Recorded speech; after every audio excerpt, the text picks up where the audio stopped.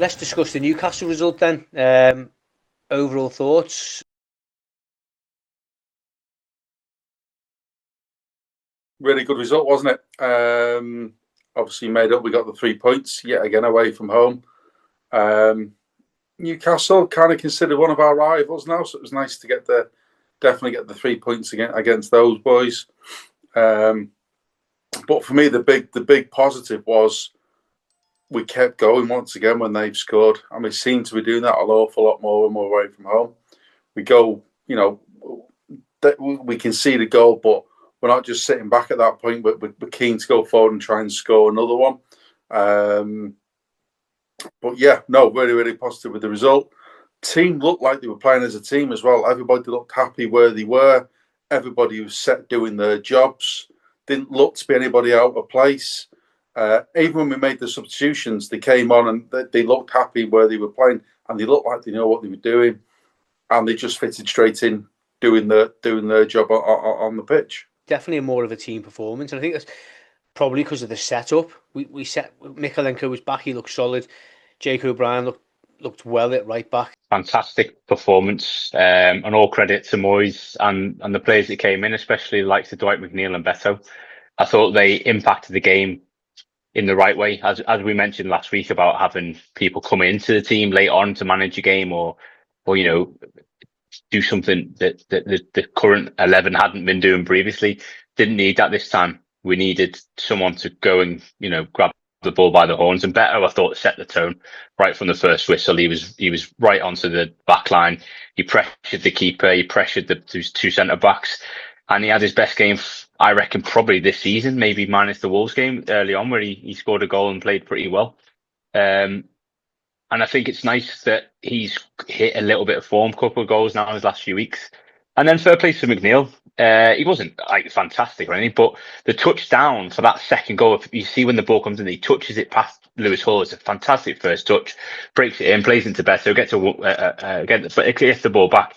And he's one player you can always trust to actually take a pop on goal, no matter where he is on the pitch. And we've missed that. And I said against United, we should have been shooting from outside the area, testing the keeper other than corners and set pieces. And again, like he did at Villa, it creates a chance for the striker to go and get the second ball and put the ball in the back of the net.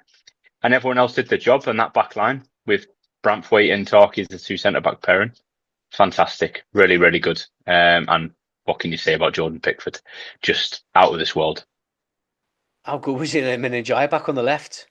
And I think we need to play him on the left every single game because we've got no Jack now, and I think he needs to start there. I don't think we should have Harrison Armstrong as a left midfielder. I think Iliman and Jai, that skill, the passing with Idrissa Gana Gueye and some of the football they played, it looks so much more balanced. I think Ili's got to play left. I thought he was great there under Dyche, and he looked back to his best. So even for Senegal, he was playing on the right. He didn't have this greatest tournament, but I think he's always suited to the left. And that, as you said, that connection with Ghana it was just brilliant. Really was. I wouldn't want to play him on the left over Grealish. That'd be my only point. So at the moment, while we've not got Jack, happy for him to be on the left, but I wouldn't want to play him on the left over Grealish. I think we're a much stronger team when they're both on the pitch together. And therefore, for me, I would push him back out onto the right. That'd be my only point to it. But at the moment, while we've not got Jack, put him on the left. Let's touch on the strikers then. I mean, Beto and Barry, let's say they've struggled for form, haven't they, this season? Barry's got 5 goals. Beto, was that his 4th goal this season? I mean, I think I've said it before, there's certain games where I believe Beto should be starting and not Barry, especially more physical games. I think Beto is more suited for the Premier League against some of the stronger defenders, especially against likes of Dan Burn at the back, and he's winning him and he bullied him all game, and I think he was suited for the Newcastle game. And then towards the end, when their defenders have been run ragged with Beto, then you've got Barry to come on and just add a little bit. The only criticism I got Barry, and Moyes mentioned it in his post-match, is that he needs to be given more to the team, as in he doesn't run enough against the defenders. Like Beto will chase everything down where Barry won't, and I think Moyes mentioned that's why Beto got the nod. Both of them have come to form, Both of them are scoring for us, which is good, which is obviously what you want your strikers to do. But I still think with two strikers with potentially 9 goals, I think it is between the pair of them. That's not good for the Premiership, is it? We still need to go up there. I think we still need a proven goal scorer. But Beto is, as we said, he's more physical than Barry. I think Barry was still very fortunate to score his goal against Newcastle. Beto, once again, is looking sharp, isn't he? He's following the ball in on the goalkeeper. It's twice now he's been first to a rebound when the goalkeeper spilled it. If that had been Barry, I don't think that goal would have. I don't think we'd have had that chance. I think if you've seen Moyes talk about needing a striker to score goals, and you said it many times, Chris. We know your thoughts on Barry, and it's not a personal dig; it's a professional dig. You know, they're getting paid a lot of money to go and put the ball in the back of the net, and it hasn't happened enough. But again, I'm not backing them both up here. But the last few weeks, I think someone said it. 8 goals in the last 10 games between the two of them. It's not actually that bad. But the problem is the previous 18 games, there was, I think, 6 maybe, or not even that, I think 4 maybe, you know, and it's not good enough. It isn't good enough when combined it's 60 mil, 70 mil between the two of them it cost. Now, everyone's slating Nick Woltemade, you know, who we faced, and he was really poor, actually, to be fair. He didn't get in the game one bit, and I think he's been dropping into midfield the last few weeks. Eddie Howe clearly not seeing him as a striker. But when he first signed, a lot of fans kicked off saying, "Oh, we looked at him a couple of years ago at Stuttgart, blah blah blah," and now you see, and I'm not. This is not backing up Beto or Barry. I'm just saying it just proves a point that you can spend 75 mil if you want. Bayern Munich, Uli Hoeneß, I think pronunciation sorry terrible there, but he came out and said, I think their sporting director or something. He came out and said that is ridiculous amount of money for someone of his talent. And if that says it from Bayern Munich, who are very, very, very good in the market, they always have been for forever. They are fantastic at what they do in the Bundesliga.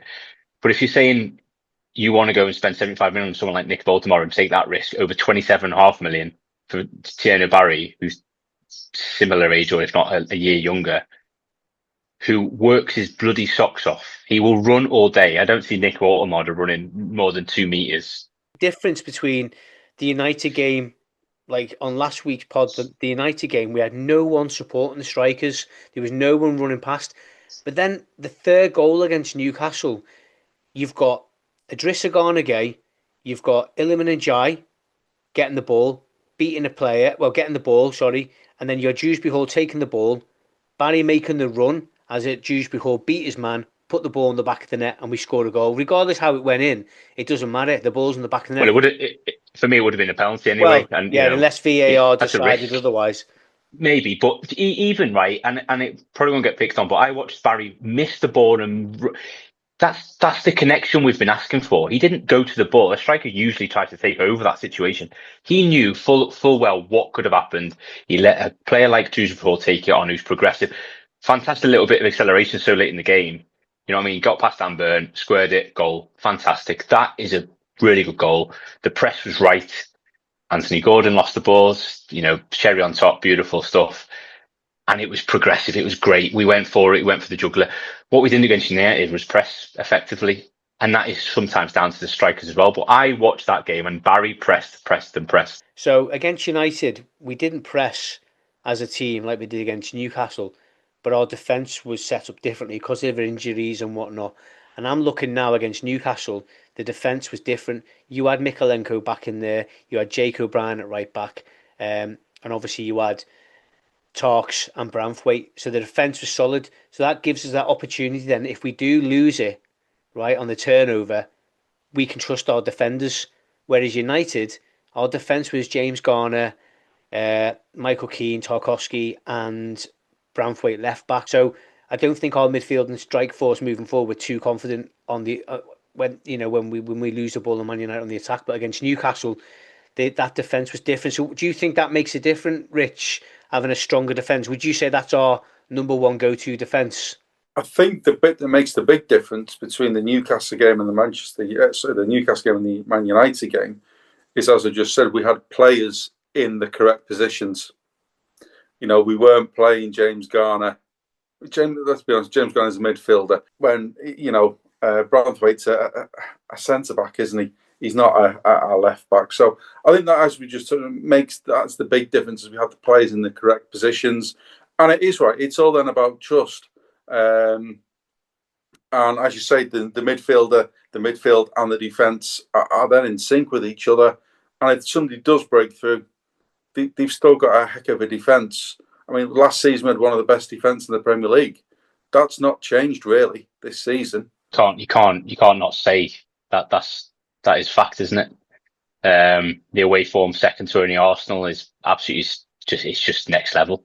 It's championship form. It's literally league contenders form. Do you know what I mean? 41 points since Moyes took over, 45 for Arsenal. City, I think if they win their next away game, I think they've got one in hand of us. They'll be level on points. That's just ridiculous. So it just shows that there's something missing, and I think he's initiated it himself in press conference, saying that he tries to play more on the front foot at home. Doesn't quite work, but yeah, Rich is right. Well, you're all right in what you say, is that you put players in the right positions and you give them a task to do. That defence knows exactly how to defend when they're away from home. But yeah, Mykolenko looked good. Maybe not going forward, but he doesn't need to go forward away from home very often. He's got Njai up there, who was back to his absolute ultimate best. But that midfield was so balanced because you've got Jimmy Garner sitting deep when Garner presses and Garner Gay presses and vice versa. And then Dewsbury Hall, yeah, he wasn't amazing again, but when he got in that pocket, he had space because the other players have already created that space for him by pressing high, winning the ball back, and then he can turn in. As the third goal went in, it was exactly that. Well, there's one position we don't need to look at, and that's the keeper, Jordan Pickford. Now, I know he made that world-class save, and I mean, it was phenomenal, especially when that shot from Tonali came in, the speed of it, and yeah, just to save that and put it on the bar, it looks 100 times better when it hits the bar. It's like when a goal scored, it goes bar and it always looks better.